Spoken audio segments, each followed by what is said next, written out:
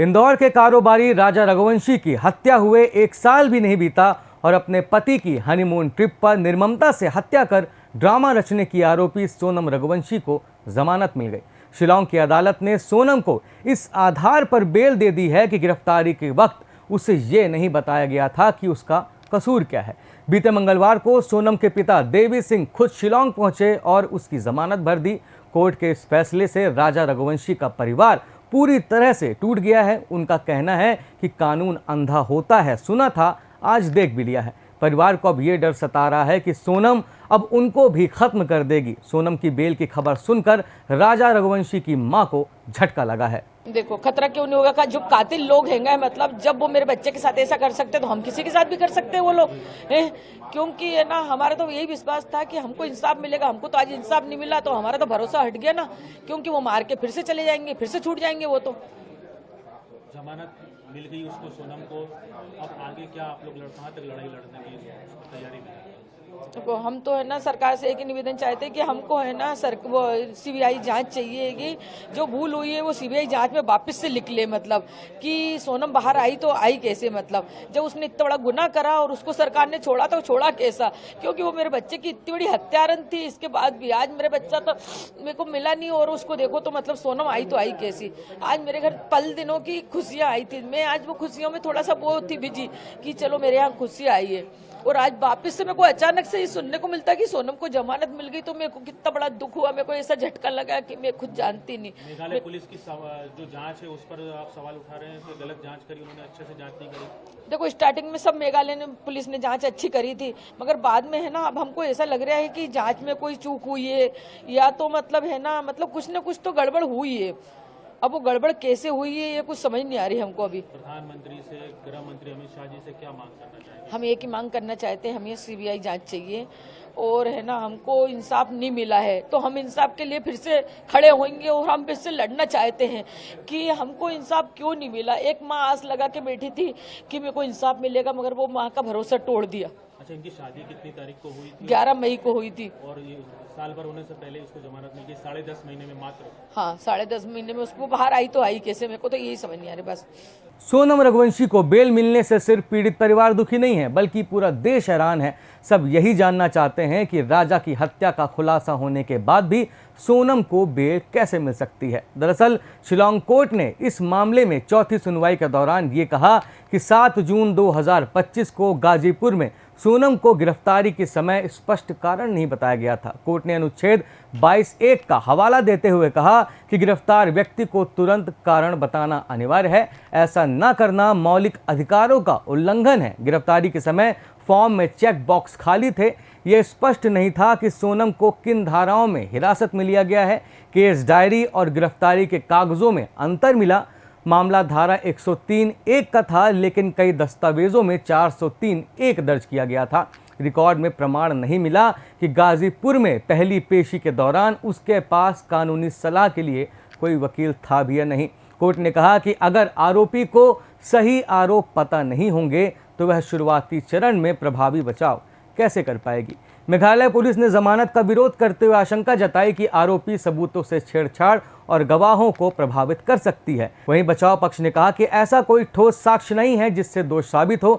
Chargesheet और supplementary chargesheet दाखिल है और सबूत कोर्ट की निगरानी में है, इसलिए छेड़छाड़ की आशंका निराधार है। इस मामले में राजा के भाई विपिन रघुवंशी ने कहा कि अब वो सोनम की बेल रद्द करवाने के लिए हाई कोर्ट का रुख करेंगे। मुझे आज मालूम पड़ा है फिर अपने 1.5 घंटे पहले जब मैंने वकील साहब को फोन लगा पूछा, मैंने वकील साहब अपने केस में चल के रहा, मुझे कुछ जानकारी दीजिए। तो हाँ, राजा के लिए वकील साहब जो खड़े ना, सरकारी वकील जो खड़े, उनसे बात की मेरी, तो उनका कहना यह है तो इसमें सोनम को जमानत मिल चुकी है। ऐसा जमानत मिल गई, इसका क्या कैसे जमानत मिल गई है? तो बोले जमानत मिलने का कारण ये है, तो सोनम को जिस दिन गिरफ्तार किया गया था गाजीपुर से, तो उस टाइम पे पुलिस द्वारा जो उसमें सोनम को बताया नहीं गया था वो गिरफ्तार क्यों कर रहे हैं। इस आधार पे जो है सोनम के वकील ने जो इसी पॉइंट पे जो है कोर्ट में बहस करी है। तो भारतीय संविधान द्वारा जो है किसी व्यक्ति को जब गिरफ्तार करते हैं तो उसको बताना पड़ता है, गिरफ्तार नहीं करा, गिरफ्तार करते बताना पड़ता है तो गिरफ्तार क्यों कर रहा है। ये चीज़ उसमें चालान डायरी में लिखी हुई नहीं है। इसी आधार पर जो सोनम को जमानत मिली आज। कब जमानत मिली थी और रिहा हो गई है क्या?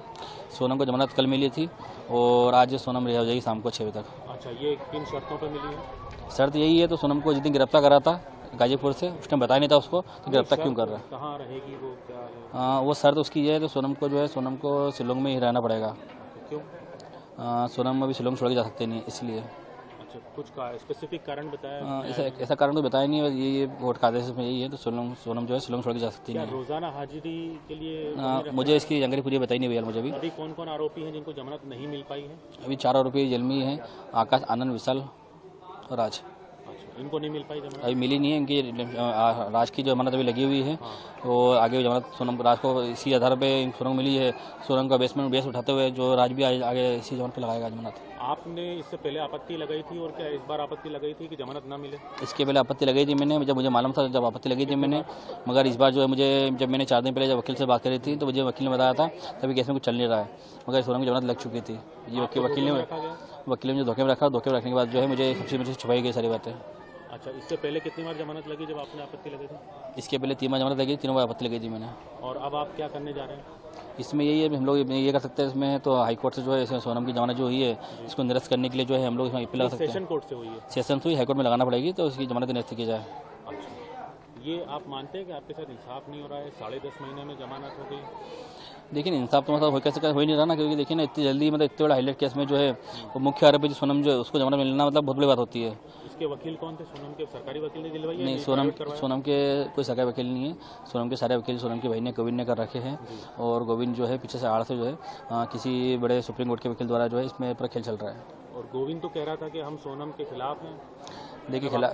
देखिए सोनम के खिलाफ का गोविंद होता कभी, तो आज जो है सोनम से गोविंद मिलने के लिए 10 बार जाता नहीं शिलोंग। सोनम से मिलने के 10 बार जो अभी तक में गोविंद जा चुका जेल में। और सोनम ने और गोविंद ने पेपर का लेन देन भी करा है कोर्ट के अंदर, जेल के अंदर से। ये चीज़ की जानकारी मुझे पूरी है। ये चीज़ मैंने जब आगे बताई थी मुझे, तो अभी इस चीज़ पे कोई अभी तक कोई कार्रवाई की नहीं गई है। ये लड़ाई कहाँ तक लड़ेंगे आप? देखिए लड़ाई तो बहुत लंबी है, मगर ये उम्मीद नहीं थी तो कोर्ट से तो इतनी जल्दी कोर्ट जल्दी छोड़ देगी। जबकि अभी साल भर भी नहीं हुआ है। 11 महीने पूरे भी नहीं हुए अभी। अच्छा, ये 11 का इसमें कोई महत्वपूर्ण रोल है? 11 का इसमें यही है क्योंकि देखिए जिस दिन राजा को मारा था उस दिन 11 थी, और जिस दिन राजा का पुनर्जन्म हुआ है उस दिन 11 थी। पुनर्जन्म कैसा मतलब? अभी जैसे जो हमारे बच्चे का जन्म जो हुआ है, छोटा बड़ा भाई जो है मेरा है, उनके जो बच्चे का जन्म हुआ है वो सेम कुंडली सेम आधार के हिसाब से जो अभी जो चीज़ देखिए हम देखिए सब कुछ आ जाएगा ये उसमें गुणपुर उसमें। तो जब बच्चा पैदा हुआ जब भी 11 थी, और आज जब सोनम को कल जवान मिली जब कल भी 11 थी, तो कहने का ये 11 बच्चे का नाम राजा ही है।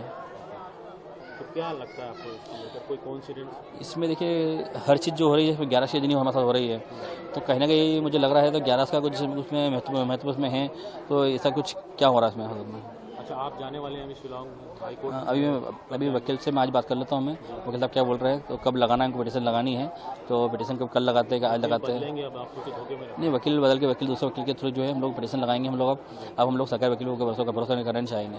अच्छा, आपकी बात हुई किसी डीएसपी से या किसी अधिकारी से? मेरे यहाँ पे डीएसपी साहब जो है दास सर जो उनसे मेरी बात हुई थी मेरी, सर केस में क्या चल रहा है क्या नहीं चल रहा है। तो जब मैं जब पूछता हूँ उनसे जब हूँ तो मुझे उनसे जानकारी मिलती है तो सोनम को जमानत मिल चुकी है, तो फिर वकील बात करता हूँ उसके बाद में। बता दें कि पिछले साल मई में इंदौर के रहने वाले राजा रघुवंशी आरोपी पत्नी सोनम के साथ हनीमून ट्रिप पर मेघालय की राजधानी शिलोंग गए थे। 23 मई को राजा की हत्या कर दी गई।